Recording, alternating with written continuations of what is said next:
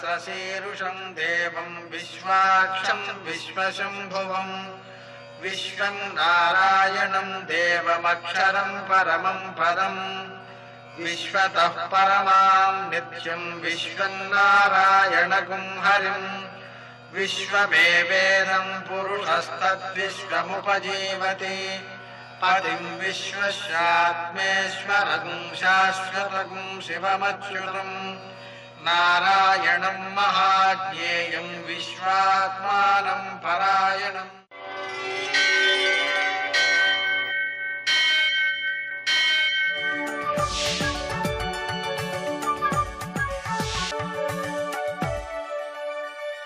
सूर्यशौर्यमथेन्दुरिन्द्रपदवी सन्मङ्गलं मङ्गलम्। मृत्युंजयाय रुद्राय नीलकंठाय शंभवे अमृतेशाय सर्वाय महादेवाय ते नमः। सर्वमंगलमांगल्ये शिवे सर्वार्थसाधिके शरण्ये त्र्यंबके देवी नारायणि नमोस्तुते।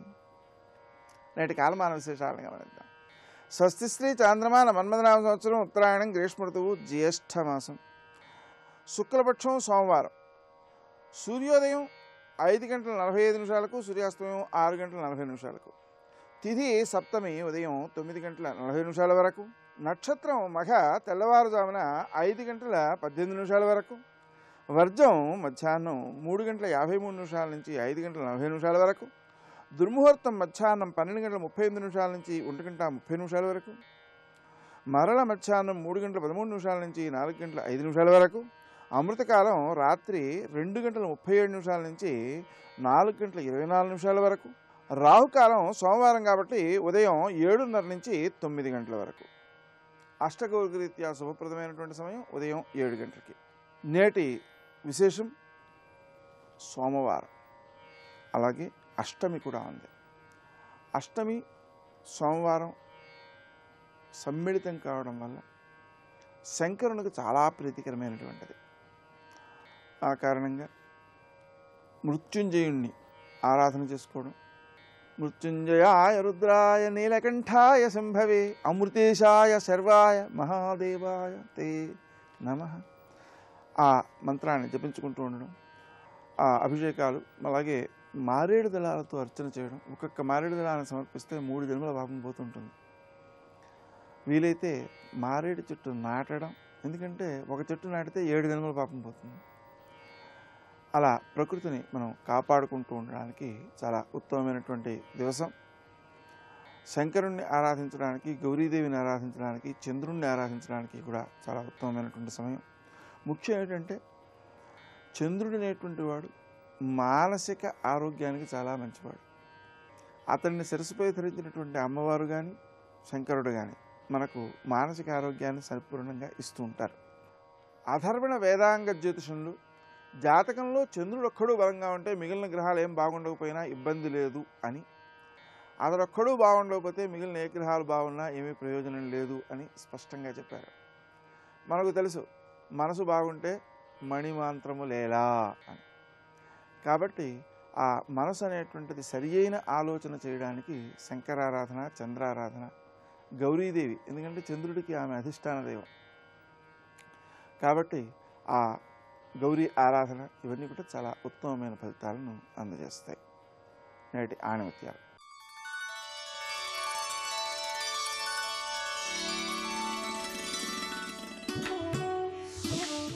వైరాగ్యం అంటే ఒంటరిగా జీవించడం కాదు, వాంఛలను జయించడం.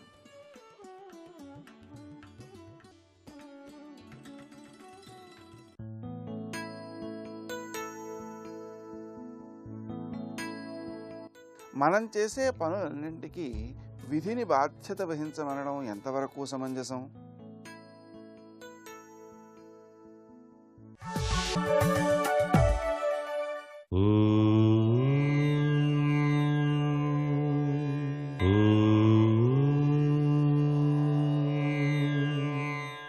ఓం నమో నారాయణాయ.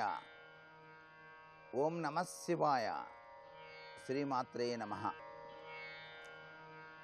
సప్తమితో కూడినటువంటి సోమవారం. ఇది చాలా గొప్పది. కారణం, శివుడే సూర్యుడు, సూర్యుడే శివుడు. శివకేశవులకు అవినాభావ సంబంధాన్ని ఏర్పరిచేటువంటి గొప్ప లక్షణం. దాని రీత్యా ప్రత్యక్ష సాక్షీభూత దైవమైనటువంటి సూర్య భగవాన్ని ఆరాధన, ఆశుతోషుడైనటువంటి పరమేశ్వరుని యొక్క ఆరాధన ఈరోజు సర్వత్రా కూడా శుభదాయకమవుతుంది. అసలు సూర్య భగవాని యొక్క అనుగ్రహం పొందడానికి మనం చేసేటువంటి స్నానం, ఆ స్నానంలో ఆచరించవలసిన విధి తప్పనిసరిగా ప్రతి ఒక్కరూ గుర్తుపెట్టుకోండి. కుంకుమ, రక్తచందనం, మంజిష్ట గంధములను రాగి పాత్రలోని జలాన్ని కలిపి మీరు చేసేటువంటి స్నానం, నీటిలో వీటిని కలిపి స్నానం చేస్తే అద్భుతవంతమైనటువంటి సూర్యానుగ్రహం కలిగి తీరుతుంది సుమా అని చెప్పేసి శాస్త్రం తెలియజేస్తోంది. ఇది చాలా చిన్ని విషయమే, కానీ ఫలితం అమోఘంగా ఉంటుంది. అది కూడా మీరు స్నానం చేసేటువంటి నీటిలో కలపవలసినటువంటి విశిష్ట ద్రవ్యములు ఇవి: కుంకుమ, రక్తచందనం, మంజిష్ట గంధం. చాలా విశేషం. అంతేకాకుండా మీరు విభూతి ధారణ చేయటం మాత్రం మరవకండి. సోమవారం నాడు ప్రతి వ్యక్తి కూడా తప్పనిసరిగా విభూతి ధారణ చేసి అలవాటు చేసుకోవడం మంచిది. విభూతి ఐశ్వర్యానికి నిదర్శనం. పరమ పవిత్రవంతమైనటువంటి ప్రభావాన్ని కలిగింపజేస్తుంది. ప్రతినిత్యం విభూతి ధారణ చేయొచ్చు. ఆగామి సంచిత ప్రారబ్ధ కర్మల్ని తొలగించేటువంటి విశిష్ట గుణం ఆ పరమ పవిత్రవంతమైనటువంటి విభూతిలో దాగి ఉంది. మీకు వీలైతే సోమవారం నాడు ఈశ్వరాలయంలో విభూతి పండు పెద్దది దానం చేయండి ఆ పరమేశ్వరునికి. ఆ విభూతినే దేవాలయానికి సందర్శించినటువంటి ప్రతి ఒక్క భక్తుడు కూడా గుడిలో నుంచి బయటికి వెళ్ళేటప్పుడు వ్రాసుకుంటాడు కదా నుదుట. ఎంత సద్గుణమైనటువంటి ఫలితాన్ని ప్రసాదిస్తుందో చెప్పలేం. చాలా చిన్ని విషయమే ఇది. విభూతి పండు దానం దేవాలయానికి ఇవ్వటం. పెద్ద విభూతి పండు, మరి చిన్నది కాదు. అది 1 సంవత్సరం పాటు ఉపయుక్తంగా ఉండాలి. అందుకనే వీరభద్రుడు అని చెప్పేసి ఉన్నాడు. పరమేశ్వరుడి దగ్గర ఉంటాడు ఆయన. ఎవరు పరమేశ్వరునికి విభూతి పండును దానం ఇస్తాడా అని చెప్పేసి చూస్తూ ఉంటాడట. ఎందుచేతనంటే వీడి యొక్క జీవితంలో సంతాన భాగ్యం, వంశోద్ధరణ కోసం వీరభద్రుడు అనుగ్రహాన్ని ప్రసాదిస్తాడట శివుడికి విభూతిని గనక దానం చేసినట్లయితే. ఇది మన శాస్త్రాల వెనకాల దాగిన పరమార్థం. సర్వే జనా సుఖినో భవంతు.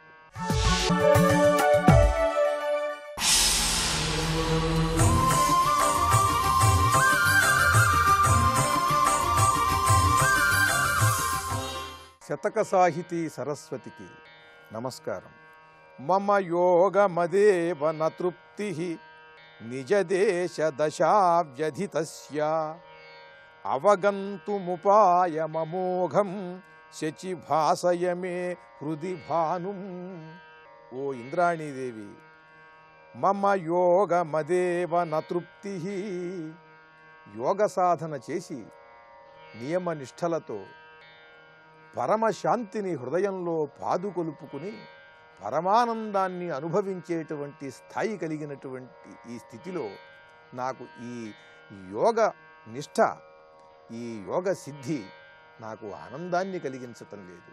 నా హృదయమంతా పరమశాంతితోనే ఉంది. నేను పరమానందంగానే ఉన్నాను. కానీ నా దేశ స్థితిని చూసినప్పుడు నాకు చాలా బాధ కలుగుతున్నది.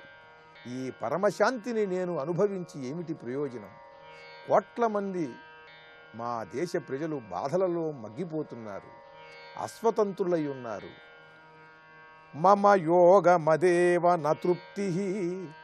యోగ మదం, మదము అంటే ఒక్కొక్క పదాన్ని వాడటంలో మహర్షులు ఒక్కొక్క పదాన్ని వాడితే ఆ పదానికి అనేక అర్థాలు, అంతకు పూర్వం లేని అర్థాలు కూడా గోచరిస్తాయి. మదము అని అంటే సహజంగా మనం గర్వంతో కూడుకున్నటువంటి బలం అనుకుంటాం, అహంకారం దానికి సంబంధించిన అంశం అనుకుంటాం. కానీ ఇక్కడ యోగ మదము అని చాలా అద్భుతమైన ప్రయోగం చేశారు. విద్యామదం, ధనమదం, కులమదం ఇవన్నీ సహజంగా మానవులకు కలిగేవి. యోగీశ్వరులకు కూడా యోగ మదం అని ఇక్కడ ఒక అద్భుతమైన ప్రయోగం చేశారు. మదము అంటే ఇక్కడ మహాబలం అని అర్థం. యోగ సాధన చేసి యోగ సిద్ధిని పొంది వారు ఆ దృఢమైనటువంటి యోగ బలంతో ఉంటారు. వారొక్కరూ యోగ బలంతో ఉండి ఏమిటి ప్రయోజనం? దేశంలో అందరూ కూడా బలహీనంగా ఉంటే అనే భావన కలిగింది. కరుణాహృదయులై తన దేశాన్ని చూచి తాను యోగ సాధనతో, తపశ్శక్తితో ఎంత గొప్ప స్థితిలో ఉన్నా, వ్యక్తిగతంగా ఎంతటి ఆనందాన్ని, పరమశాంతిని అనుభవిస్తున్నా కూడా దేశం ఇంత పరమాద్భుతమైనటువంటి యోగ సాధనని, యోగ విద్యని అందించిన దేశం ఇలా అస్వతంత్రంగా ఉండేసరికి చాలా బాధపడుతూ మమ యోగ మదేవ నతృప్తి. అమ్మా ఇంద్రాణి, నాకు ఈ యోగ బలం చేత నాకు తృప్తి కలుగటం లేదు. నిజదేశ దశా వ్యధితస్య. నా మాతృదేశానికి అస్వతంత్రత అనేది ఉండటంతో నేను ఆనందించలేకపోతున్నాను, బాధ కలుగుతున్నది నాకు. అవగంతుముపాయమమోఘం శచిభాసయ మే హృది భానుం. ఈ అస్వతంత్రత నుండి బయటకు రావటానికి, మేము స్వతంత్రులం కావటానికి అవగంతుముపాయమమోఘం, ఏదైనా అమోఘమైనటువంటి ఒక ఉపాయాన్ని నాకు తెలియజేయి తల్లి. అటువంటి ఆ ఉపాయం నాకు తెలియజేసేందుకు గాను శచిభాసయమే హృది భానుం, నా హృదయంలో సూర్యుని వలె నువ్వు ప్రకాశించు. ఒక్కసారి చీకటి అంతా కూడా సూర్యుడు ఉదయించగానే ఎలా తొలగిపోతుందో అలా ఏమి చెయ్యాలో తెలియనటువంటి సంశయంలో కొట్టుమిట్టాడుతున్న నాకు ఒక్కసారి నీ సంపూర్ణమైన శక్తులతో, ప్రజ్ఞలతో సూర్యుడు ఉదయించినట్టుగా నా హృదయంలో ఒక్కసారి నువ్వు ఉదయించు తల్లి. నీ శక్తులతో, ప్రజ్ఞలతో నేను ఈ దేశం స్వతంత్రమయ్యేలాగా ఆలోచించే ప్రయత్నం చేస్తాను. ఆ శక్తిని, ప్రజ్ఞను నాకు ప్రసారం చెయ్యని కోరుకుంటూ యోగ నిష్ఠతో, దేశభక్తితో ఇంద్రాణిని ప్రస్తుతిస్తూ పరమాద్భుతమైన శ్లోకాలను మనకు అందించిన కావ్యకంఠ వాసిష్ఠ గణపతి ముని ఇంద్రాణి సప్తశతిలోని మరికొన్ని శ్లోకాలను గురించి రేపు ఉదయం తెలుసుకుందాం. ఓం శ్రీమాత్రే నమః. పంచముఖ ఆంజనేయ ప్రణామమయ్యా, దశభుజా రుద్రతేజ దండములయ్యా, దశభుజా రుద్రతేజ దండములయ్యా, పంచముఖ ఆంజనేయ ప్రణామమయ్యా. రమాయ రమభద్రాయ రామచంద్రాయ వేధసే, రఘునాథాయ నాథాయ సీతాయా పతయే నమః. ఆంజనేయం మహావీరం బ్రహ్మ విష్ణు శివాత్మకం, బాలార్కసదృశాభాసం రామదూతం నమామ్యహం. శివాయ గురవే నమః. శ్రీమాత్రే నమః. శ్రీ విష్ణురూపాయ నమః శివాయ. శ్రీరామ జయ రామ జయ జయ రామ. వాల్మీకి యొక్క కవితా సౌందర్యాన్ని రామాయణంలోని సుందరకాండలో దర్శిస్తున్నాం. సుందరకాండలో కవిత్వం యొక్క సౌందర్యం అనే అంశాన్ని పరిశీలించేటప్పుడు చంద్రోదయ వర్ణన అన్ని విధాల ప్రధాన అంశంగా ఉన్నది. అదేవిధంగా పారాయణ పరంగా మనం భావన చేసినట్లయితే ఈ చంద్రోదయ వర్ణనయే మన మనస్సులో ఉన్నటువంటి దుఃఖాది అశాంతుల్ని తొలగిస్తుంది అని భావించవచ్చు. ఆ కోణంలో మనం ఇంతకాలం చెప్పుకున్నటువంటి చంద్రోదయ వర్ణన శ్రోతలందరికీ కూడా ఆనందాన్ని కలిగించుగాక, దుఃఖాన్ని తొలగించుగాక, పాపనాశనం కలిగించుగాక అని భావిద్దాం. ఎందుకంటే మనకి మన హైందవ ధర్మశాస్త్రాల్లో, ఉపాసనా శాస్త్రాల్లో పరమాత్మని సూర్యమండలంలో, చంద్రమండలంలో, అగ్నిమండలంలో, హృదయ మండలంలో ధ్యానించమన్నారు. అలా ఇక్కడ మనం చంద్రమండలంలో సీతారామ తత్వముల్ని, హనుమత్ తత్వాన్ని, 3 తత్వముల్ని భావన చేస్తున్నాం. అందుకే గత 5 రోజులుగా మనం ఈ చంద్రస్వరూపం చెప్పుకోవడం కూడా విశేషంగా హృదయాకాశ మధ్యంలో ఆ దివ్యమైన అమృత స్వరూపంగా ఉన్నటువంటి ఆ రామచంద్రమూర్తి యొక్క స్ఫురణ కోసం చెప్పుకుంటున్నాం. ఇది ఒక ఉపాసనా పద్ధతిగా చెప్పుకుంటున్నాం తప్ప ఊరికనే ఇందులో ఉన్న కవితాంశములన్నీ చెప్పుకోవడం ఉద్దేశం కాదు. వాల్మీకి ఉద్దేశం అది గనక వాల్మీకి హృదయాన్ని అనుసరించి మనం వెళుతున్నాం. అలాగే విశ్వనాథ వారి యొక్క కవితా దృష్టిని కూడా పరిశీలిస్తూ వెళుతున్నాం. ఇది రుద్రమూర్తి 8 తనువులైనట్టి అగ్నులందు అష్టమాగ్ని చల్లదనముపైని సంధానపరచన చెలగమింట కొలువ చెలిమికాడు.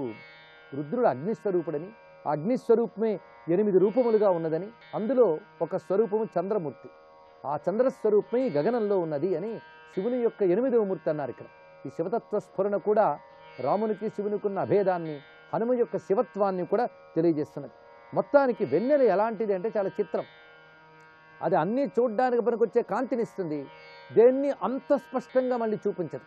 కనుకనే ఇది ఒక విధంగా హనుమంతుడికి అన్నీ చూడడం కోసం పనికొస్తూ తనని తాను మరుగుపరుచుకోవడానికి కూడా పనికొచ్చేలా ఉందిట ఈ వెన్నెల. ఆత్మగోపనమ్ము అంటే తనని తాను మరుగుపరుచుకున్నట, అన్వేషణమ్మును వెతకడానికి సహాయపడ్డ, 2 ఈ వెన్నెల వల్ల జరుగుతున్నాయి. ఆత్మగోపనమ్మునన్వేషణమ్మును 2 కలుగా సంచరించుటకును సంతరింపు వెలుగు సమపాళమైనట్టు చెలగమింట కొలువ చెలిమి కాడు. నిజానికి తెలుగు సాహిత్యంలో శ్రీమద్ రామాయణ కల్పవృక్షం ఒక అద్భుతమైనటువంటి ప్రక్రియ అయినప్పటికీ అందులో ఈ వర్ణన మరింక అద్భుతమైన అమృత కలశంలా ఉంది కనుక వీటిలో ఉన్న పద్యాన్ని భావన చేసుకున్నాం. ఇదే విధంగా భాస్కర్ రామాయణంలో ఈ చంద్రవర్ణన చేసేటప్పుడు ఇది ఎందుకంటే ప్రతి వారు కూడా ఈ చంద్రవర్ణన దగ్గర మోజుపడి మరింత అద్భుతంగా వర్ణించారు. అందుకే మనం కూడా ఇక్కడ ఆగి ఇన్ని భావనలు చేస్తున్నాం. పావనికి సీత వెదకంగా విశ్వము కాని పింప ఘనతమ మడపన్ దేవతలెత్తిన దీపము కైవడి చంద్రుండి వెలిగే గగనతలమునన్ అంటున్నారు భాస్కర్ రామాయణంలో. హనుమ సీతను వెతకడం కోసం దేవతలందరూ సహాయపడుతూ ఆకాశంపైకి ఎత్తి ఒక దీపాన్ని పెట్టేరా అన్నట్లుగా ఉన్నాడు చంద్రుడు అని వర్ణించారు. ఇంకొక భావన భోజమహారాజు తన చెప్పు రామాయణంలో చూపిస్తున్నారు. ఆదిత్య కృతకృత్య ఏవ భవితా సీతాపతేరిదృశం సాహాయ్యం విరచయ్య కీర్తిమతులా మాదిత్సునా సూనునా ఇత్యాలోచ్య తదా కిల స్వయమపి ఖ్యాతిం గ్రహీతుం పరాం లంకాయాం రఘునాథదూత శరణౌ చంద్రేణ దీపాయితం. ఇందులో ఉన్న భావన ఏంటంటే ఇది భోజమహారాజు రచించినటువంటి చెంపు రామాయణంలో ఉన్న భావన. సూర్యుడు తన పుత్రుడైన సుగ్రీవుని ద్వారా రామకార్యం కోసం సహకరిస్తున్నాడు కనుక సూర్యుడు రామకార్యం సహకరిస్తున్నప్పుడు నేను కూడా ఏదైనా సహాయం చేయాలనుకున్నట్టు చంద్రుడు, ఎందుకంటే సూర్యుడికి చంద్రుడికి ఉన్నటువంటి అనుబంధం అలాంటిది. అందుకు సూర్యుడు తన పుత్రుడైన సుగ్రీవుని ద్వారా రామకార్యం కోసం సహాయపడుతున్నప్పుడు నేను ఏదైనా సహాయం చేద్దామనుకుని చంద్రుడు ఆకాశంలోకి వచ్చి రామదూతకి మార్గంలో ఒక దీపంలా సహాయపడుతున్నాడన్నాడు భోజమహారాజు. దీన్ని బట్టి సూర్యచంద్రాలు కూడా రామకార్యంలో పాల్గొని రామునికి మేము అనుచరులము, రాముని యొక్క బంట్లమని చెప్తున్నారు. ప్రకృతిలో ప్రతిశక్తి కూడా రామాధీనం. రాముడు జగదీశ్వరుడు, ఈశ్వరాధీనం జగత్. అందుకోసం జగదీశ్వరుడైన రామచంద్రునికి అధీనమై ఉన్నటువంటివే సమస్త ప్రకృతి వస్తువులు కూడా. ఇది అందులో ఉన్న మరొక భావం. ఇంకా ఏకోజీ రామాయణంలో కూడా చక్కటి భావం కనిపిస్తుంది. తొగల మేల్కాడు కంతుని నెస్తుగాడు సొరల పాలిటి కూడు సుధలకు వీడు సొరిది చుక్కల రేడు చూపట్టె మింట అంటారు ఇక్కడ. ఇది తెలుగు కవిత్వంలో వెలిగినటువంటి ఒక గొప్ప శోభ. దిక్కులకెల్లను తెలివి దీపించి చుక్కల గమికాడు చూపట్టె మింట పావని వీడిల్ల పరికింపవలసి దేవతలెత్తిన దీపమోయనగా అని రంగనాథ రామాయణంలో ప్రసిద్ధంగా ద్విపదలో వర్ణించారు. ఈ విధంగా అనేక విధాలుగా చంద్రభావన మనం చేసుకున్నాం. రామచంద్ర భావన కూడా జరిగినది. మొత్తానికి అటువంటి వెన్నెళ్ళు పరచుకున్న సమయంలో ఆంజనేయ స్వామి వారు ఆ వెన్నెల కాంతులలో వివిధములైన భవనములు చూస్తూ వెళుతూ ఉన్నారట. ఒదిగి చరించు మారుతియు ఉజ్వల శీతమయూక కాంతులన్ గుదులుగా కన్నులం తదుము కొంచును రెప్పల నప్పళించుచున్ సదమలమౌ మనోభవ విచార పయోనిధి నిండి లేచి ఒప్పిదముగ మింటికేగ కనిపించడు సౌధములన్ జ్వరంబడన్. ఈ విధంగా ఆంజనేయ స్వామి ఆ వెన్నెల సమయంలో తన కనుల్ని తేటపరచుకొని ఆ చుట్టూ ఉన్నటువంటి మేడల్ని చూస్తూ వెళుతున్నారు. అందులోంచి ఒక్కొక్క రకములైన శోభలు కనిపిస్తున్నాయి. రావణుని అంతఃపురంలో ఉన్న వివిధ భవనముల నుంచి రకరకాలైనటువంటి విషయములు వినిపిస్తున్నాయి, కనిపిస్తున్నాయనికి. తంత్రి స్వనాకర్ణ సుఖ ప్రవృత్తా స్వపంతి నార్య పతిభిస్సువృత్తా నక్తంచరాశ్చాపి తథా ప్రవృత్తా విహర్తుమత్యద్భుత రౌద్రవృత్తా. ఎంతో భయంకరమైన ప్రవృత్తి కలిగిన నిశాచరులు కూడా ఆ రాత్రి వేళ వినోదాల్లో తేలియాడుతున్నారు. కొన్ని చోట్ల నుంచి వీణలు మీటుతూ పాటలు వినిపిస్తున్నాయట. మరికొన్ని చోట్ల అనుకూలవతులైనటువంటి స్త్రీలు అనుకూలవతైన పతులతో ఆనందంగా విహరిస్తున్నారు. ఇలా ప్రతివారు వినోద సమయంలో ఉన్నటువంటి విశేషమది. పైగా అంత అద్భుతమైనటువంటి పరిస్థితుల్లో కూడా రక్షణ వ్యవస్థ చాలా గట్టిగా ఉందిట. ఆ అంతఃపురంలో ఉన్న అన్ని భవనములు కూడా చక్కని రక్షణ వ్యవస్థ కలిగి ఉన్నాయి. అనేక చోట్ల రథ అశ్వములు, గజములు ఇత్యాదులున్నాయి. వీరలక్ష్మి సముపేతంగా ఉన్నది ఆ ప్రాంతమంతా అన్నారు. వీరశ్రియా చాపి సమాకులాని దదర్శ ధీమాన్ సకపిక్కులాని. మొత్తంగా అంతఃపురం అంతా కనిపిస్తున్నది ఒక వీరశ్రీ అన్నారు. వీరశ్రీ అంటే వీరలక్ష్మి, ఒక వీరత్వ శోభ కనిపిస్తున్నది. పరస్పరంచాధికమక్షిపంతి భుజాంశ పీనావధి నిక్షిపంతి. అంతేకాదు మరికొన్ని చోట్ల యోధుల యొక్క ప్రతాపాలు కనిపిస్తున్నాయట. ఒకరినొకరు ఛాలెంజ్ చేసుకుంటున్నట్ట, నా ప్రతాపం ముందు నువ్వెంత అంటూ. ఇలా వారికి వారు తమ ప్రతాపాలు చూపించుకుంటున్నారు. ఎందుకంటే వీరలక్ష్మి కదా. కొందరు వినోదాల్లో తేలుతూ ఉంటే కొందరు వీరత్వాల్లో మునుగుతూ ఉన్నారు ఆ రాత్రి వేళ. భుజాంశ పీనావధి నిక్షిపంతి. వాళ్ళ బలిసిన బాహువుల్ని ఒకరిపై ఒకరు వేసుకుంటూ తమ యొక్క ప్రతాపాన్ని చూపిస్తూ ఉన్నారు. ఈ విధంగా అనేక రకములైన శోభలతో ఉన్నటువంటి అంతఃపురాన్ని పరిశీలిస్తూ వెళుతున్నాడు ఆంజనేయ స్వామి వారు. అందులో ఈ ప్రతాపమూర్తులు వినోదాల్లో విలాసాల్లో తేలియాడేవారే కాకుండా ప్రసన్నులైన కొందరు మహాత్ములు కూడా కనబడ్డారట ఆయనకి. ఎందుకంటే ఆ లంకలో కూడా ఎందరో మహానుభావులు ఉన్నారు. వాళ్ళని చూస్తున్నాడు. బుద్ధి ప్రధానాన్ రుచిరాభిధానాన్ సంశ్రద్ధధానాన్ జగత ప్రధానాన్ నానా విధానాన్ రుచిరాభిధానాన్ దదర్శ తస్యాం పురి యాతుధానాన్. ఇక్కడ రాక్షసుల్లో మంచి విద్యావంతులు ఉన్నారు. అంటే కేవలం ఒంటి బలమే కాకుండా తెలివైన వారు ఉన్నారు, బుద్ధి బలం ఉన్నటువంటి వాళ్ళు ఉన్నారు. పైగా చక్కగా వ్యవహరించే వాళ్ళు ఉన్నారు. సంశ్రద్ధధానాన్, ఇది ఒక చక్కటి మాట వేశారు. శ్రద్ధధానులు అంటే వీళ్ళనే మనం ఆస్తికులు అని వ్యవహరిస్తుంటాం. శాస్త్రవాక్యాలపై విశ్వాసంతో ఉండేవాళ్ళని శ్రద్ధధానులు అంటారు. వీళ్ళు జగత ప్రధానాన్, అంతేకాదు ఈ జగత్తులో మంచి పేరు ప్రఖ్యాతులు పొందినటువంటి వారు కూడా అక్కడ ఉన్నారు అన్నారు. అంటే కొంతమంది మహాత్ములు కనిపిస్తున్నారు. ఇందులో ప్రతాపం చేత గొప్పవారు ఉన్నారు, తెలివితేటల్లో గొప్పవారు ఉన్నారు. పైగా శాస్త్రముల యందు విశ్వాసం కలిగినటువంటి మంచి బుద్ధి కలిగిన వారు ఉన్నారు. నానా విధానాన్, ఇలా అనేక రకములైనటువంటి రాక్షసులను చూస్తూ వెళుతూ ఉన్న స్వామివారు కొన్ని చోట్లకు ఆనందాన్ని పొందేట. ననంద దృష్ట్వా సచతాన్ సురూపాన్, అలాంటి సురూపుల్ని చూస్తూ ఆనందిస్తున్నట్ట ఆంజనేయుడు. ఇక్కడ తెలుసుకోవాల్సింది ఏంటంటే వినోదాలు చూస్తున్న వాళ్ళని, వీరత్వాలు చూపిస్తున్న వాళ్ళని చూసి ఆనందించలేదు ఆయన. తెలివైన వారు, శాస్త్రముల యందు విశ్వాసములున్నారు వారు, వాళ్ళని చూస్తూ ఆనందిస్తున్నట్టు ఆంజనేయుడు. ఎందుకంటే ఉత్తమ సంస్కారం కలిగిన వాళ్ళు ఉత్తమ సంస్కారం కలిగిన వాళ్ళని చూసి ఆనందిస్తారు. అందుకే ఇక్కడ ఆస్తికులైన వాళ్ళు, బుద్ధిమంతులు, వీరిని చూసి హనుమ ఆనందిస్తున్నాడని చెప్పడంలో అంతరార్థం ఏమిటి? ఇది మనం పరిశీలిస్తే హనుమంతుడు ఉత్తమ సంస్కారాలు కల వాళ్ళని చూసి ప్రసన్నుడవుతాడనే భావం చూపిస్తున్నారు. కనుక భగవానుడైన హనుమంతుడు మన ఎడల ప్రసన్నుడు కావాలంటే మనం కూడా అటువంటి ఉత్తమ సంస్కారం అలవరుచుకోవాలి. ఇది దీనిలో గ్రహించాలి. పైగా హనుమ చూసిన ఉత్తమ సంస్కారవంతుడు ఒకడున్నాడు. దాని గురించి వాల్మీకి స్పష్టంగా చెప్పకపోయినా ఇతర పురాణాల సహాయంతో తెలుసుకోవచ్చు. అతడెవరో రేపు తెలుసుకుందాం. సర్వం శ్రీ సీతారామచంద్ర చరణారవిందార్పణమస్తు. జై వీర హనుమాన్.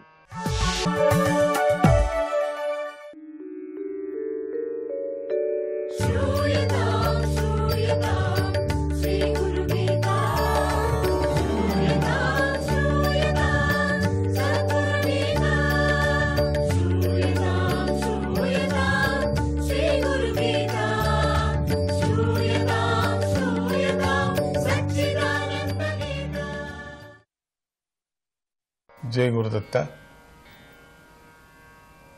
గురువు విశ్వము వేరు కాదు. విశ్వమే గురువు, గురువే విశ్వం. ఈ ప్రపంచమంతా కూడా ఆవరించుకున్నటువంటి శక్తి మనకు కనపడేటువంటి శక్తి గురువు ఒక్కడే అంటారు. అందుకని గురువు విశ్వము వేరు కాదు, ఒకటే. కాబట్టి మనిషి జీవితంలో గురువు కూడా భాగమైపోయాడు అని చెప్తున్నారు. ఏదో వేరే అనుకున్నాం. గురువు అంటే వేరే, గురుతత్వం అంటే వేరే. అది కాకూడదు. విశ్వంలో చేరినటువంటి గురువు కాబట్టి, విశ్వమే గురువు కాబట్టి, గురువే విశ్వము కాబట్టి, విశ్వంలో మన మానవుల జీవితం ఉంది కాబట్టి, మానవ జీవితం విశ్వానికి ఆధారంగా అనుసరించి ఉంది కాబట్టి, మానవుడు విశ్వాన్ని అనుసరించి కాలాన్ని అనుసరించి ఉన్నాడు కాబట్టి, ఈ ఒక తత్వం మనం చూసినప్పుడు మనిషి యొక్క జీవితంలో గురువు కూడా భాగమైపోయాడు. ఒక అవయవం లేకపోతే శరీరం సరి అయినటువంటి స్థితి కాదేమో అనిపిస్తుంది మనకు. రెండు చెవులు వినపడేటప్పుడు స్టీరియో అంటాం. ఒక్కటి వినపడకపోతే మనకేదో కసిపిసిగా ఉంటుంది. ఒక కన్ను కనపడకపోతే, ఒకే కన్ను కనపడినా ఫోకసింగ్ కరెక్ట్గా ఉందో లేదో తెలియదు కూడా మనకు. అందుకని పరమాత్ముడు ఇచ్చినటువంటి ఈ బ్యాలెన్స్ శరీరం ఒకటి లోపమైనప్పటికీ కూడా ఇంకొక దానికి శక్తి వస్తుంది, నిజమే. మనం చాలామంది చూస్తున్నాం ఈ రోజుల్లో, రెండు కళ్ళు లేనటువంటి వాడికి విపరీతమైన ఎనర్జీ వచ్చి చేతులతో వేరే విధమైనటువంటి కళా ఆకర్షణ చేసేటువంటి శక్తిని వాళ్ళకి ఇస్తున్నాడు, లేక నోటికి మంచి ఒక శక్తిని ఇస్తున్నాడు. మనకు చాలా ఆశ్చర్యం అవుతుంది కూడా. కళ్ళు ఉండేవాడు కూడా చేయలేడేమో, చేతులు బాగుండేవాడు కూడా చేయలేడేమో అనేటువంటి శక్తి వస్తుంది. కొంతమందికి ఒక శక్తికి ఒక చెయ్యికి శక్తి లేకపోతే ఇంకొక చెయ్యి వాడు రెండు చేతులతో చేస్తూ ఉంటాడు కూడా. ఇది పరమాత్ముడి యొక్క ఒక మాయ అనుకోండి. వాడు స్మెల్లో కనపడటం కానీ, లేకపోతే శబ్దంలో వినిపించినటువంటి శబ్దంలో కనిపెట్టేది కానీ చేస్తూ ఉంటాడు. ఇది భగవంతుడు ఇచ్చినటువంటి ఒక శక్తి. అటువంటి శరీరంలో ఏది లోపమైనప్పటికి కూడా, ఇప్పుడు ఒక చెయ్యి లేక ఇంకో చెయ్యి శక్తి ఇచ్చాడు, అది లోపమైనప్పటికి కూడా జీవితం ఎంత కష్టమవుతుంది తెలుసా? చాలా కష్టమవుతుంది. ఒక కాలు పొట్టిది, ఒక కాలు పొడవుగా ఉంటే ఎంత కష్టపడతారు నడచడానికి. అట్లనే జీవితంలో గురువు అనేటువంటి ఒక భాగము, ఒక అంగము, ఒక తత్వము, ఒక నియమం లేకపోయినప్పటికేమవుతుంది? చాలా కష్టపడతాడు. అందుకని ప్రత్యక్షంగాను పరోక్షంగాను తనను నమ్ముకున్న వారిని ఉద్ధరిస్తూ ఉంటాడు పరమాత్ముడు. ఆ గురుతత్వం అటువంటిది. కంటికి కనిపించే విధంగా కొంతమందిని ఉద్ధరిస్తూ ఉంటాడు. ఆ గురుతత్వమైనటువంటి శక్తి పరమాత్ముడే గురుతత్వంలో వచ్చాడు. అందుకని గురువు బ్రహ్మ, గురు విష్ణువు, గురు మహేశ్వర అని చెప్పుకున్నాం మనం. అటువంటి దేవరూపమైనటువంటి దేవదేవతారూపమైనటువంటి పరమాత్ముడు అన్ని పనులు తానే చేస్తున్నాడు అనిపిస్తుంది. కొంతమంది కనిపిస్తున్నాడు, కొంతమంది కనిపించుకోకుండా ఉంటున్నాడు. అట్లా విధంగా కొంతమందిని అట్లా ఉద్ధరిస్తూ ఉంటాడు. కొంతమంది కంటికి కనిపించుకోకుండా మరికొంతమందిని ఉద్ధరిస్తూ ఉంటాడు కదా. ఎంతో మందిని కంటికి కనిపించినంత మాత్రం చేత శిష్యుడు తన అభివృద్ధిని చూసుకొని పొంగిపోకూడదు కూడా. కనపడలేదు, కంటికి కనిపించుకోకుండా స్వామి నేను ఉద్ధరిస్తున్నప్పుడు, తనకు తానే చేసుకున్నప్పుడు అంతా నాదే, ఇదంతా నాకు ఒకవేళ భక్తి ఉండినప్పటికీ కనిపించినటువంటి పరమాత్మను ఉద్ధరిస్తున్నాడని చెప్పినప్పటికీ కూడా అహంకారము మాత్రం రాకూడదు. జై గురుదత్త.